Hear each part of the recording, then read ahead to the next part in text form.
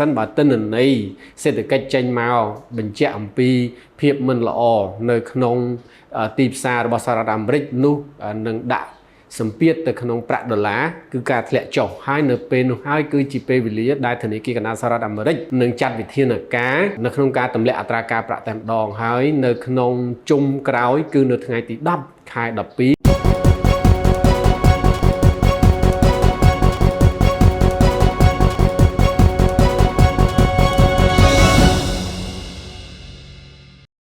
បាទសូមជម្រាបសួរទៅកាន់បងប្អូនទាំងអស់គ្នាខ្ញុំសូមធ្វើបច្ចុប្បន្នភាពទៅក្នុងទីផ្សារមាសសម្រាប់ថ្ងៃនេះតែម្ដង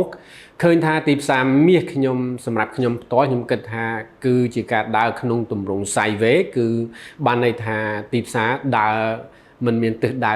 ធ្លាក់ខ្លាំងឬក៏ទិសដៅឡើងខ្លាំងទេអញ្ចឹងនៅក្នុងការរំពឹងនេះក៏ដោយសារតែកត្តាព័ត៌មានឃើញថារឿងភូមិសាស្ត្រនយោបាយ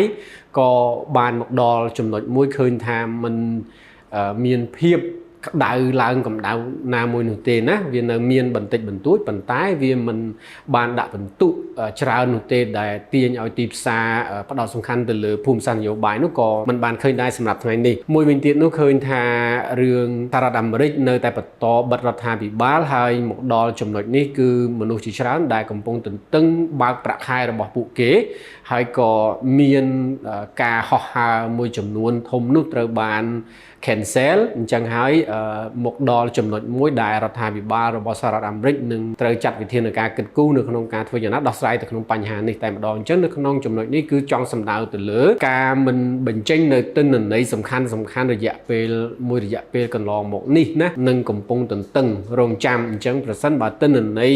សេដ្ឋកិច្ចចេញមកបញ្ជាក់អំពីភាពមិនល្អនៅក្នុងទីផ្សាររបស់សហរដ្ឋអាមេរិកនោះនឹងដាក់សម្ពាធទៅក្នុងប្រាក់ដុល្លារគឺការធ្លាក់ចុះហើយនៅពេលនោះហើយគឺជាពេលវេលាដែលធនាគារកណ្ដាលសហរដ្ឋអាមេរិកនឹងចាត់វិធានការនៅក្នុងការទម្លាក់អត្រាការប្រាក់តែម្ដងហើយនៅក្នុងជុំក្រោយគឺនៅថ្ងៃទី10 ខែ 12គឺជាពេលវេលាដែលធនាគារកណ្ដាលនឹងសម្រេចអត្រាការប្រាក់ម្ដងទៀតណាហើយមកដល់ពេលនេះឃើញថាគឺចំនួន 68% ជាងហ្នឹងគឺគេគិតថានឹងមានការទម្លាក់អត្រាការប្រាក់25 basic point ឬក៏ 0.25 basic point 0.25% សំទោសប្រសិនបើទិន្នន័យនោះចេញមកគឺបញ្ជាក់អំពីសុខភាពសេដ្ឋកិច្ចសហរដ្ឋអាមេរិកមិនល្អនោះប្រហែលជានឹងអាចកាត់រហូតទៅដល់0.5 ឬក៏ 0.50% គឺជាចំនួនធំអញ្ចឹងប្រសិនបើទិន្នន័យនឹងចេញមកអញ្ចឹងមែនការរំពឹងនឹងគឺអញ្ចឹងមែននឹងធ្វើឲ្យប្រាក់ដុល្លារខ្សោយណាបើសិនជាប្រាក់ដុល្លារខ្សោយនោះគឺជាឱកាសនៃការងើបឡើងវិញនៃទីផ្សារមាសមកដល់បច្ចុប្បន្ននេះយើងឃើញថាទីផ្សារមាសវាមានការធ្លាក់ចុះគឺនៅក្នុងលំហូរ correction ឬក៏នៅក្នុងលំហូរដែលទីផ្សារគេបានកាត់យកនៅផលចំណេញណាពីការបាយពីការទិញដែលបានផលចំណេញហ្នឹងបាទដោយសារតែវាគៀកទៅនឹងការដាច់ឆ្នាំ2025ផងដែរបាទអញ្ចឹងមកដល់ចំណុចនេះខ្ញុំគិតថាសម្រាប់ទីផ្សារមាសនៅក្នុងថ្ងៃនេះតែម្ដងសរុបឡើងមកវិញគឺមានការដើរនៅក្នុងទម្រង់ sideways ច្រើនជាងណាបងប្អូនទាំងអស់គ្នាអញ្ចឹងប្រសិនបើបងប្អូនឃើញថាតម្លៃមាសនៅក្នុងថ្ងៃនេះមានការធ្លាក់ចុះប្រហែលជា$50បងប្អូនធ្វើការទិញត្រឡប់ឡើងទៅវិញដើម្បីយកផលចំណេញប្រចាំថ្ងៃផ្ទុយមកវិញប្រសិនបើទីផ្សារមាសពីតម្លៃបច្ចុប្បន្ននេះគឺឡើងទៅលើ$50វិញបងប្អូនធ្វើការលក់ចេញមកវិញអញ្ចឹងយើងនឹងអាចរកបាននៅប្រាក់ចំណេញប្រចាំសម្រាប់ថ្ងៃនេះតែម្ដងណាបងប្អូនទាំងអស់គ្នាអញ្ចឹង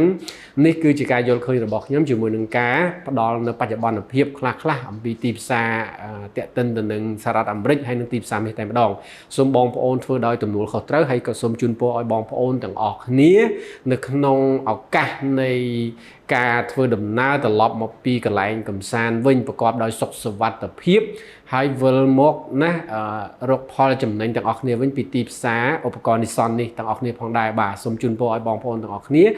រកទទួលទានមានបាននិងសុខសុវត្ថិភាពទាំងអស់គ្នាបាទសូមអរគុណ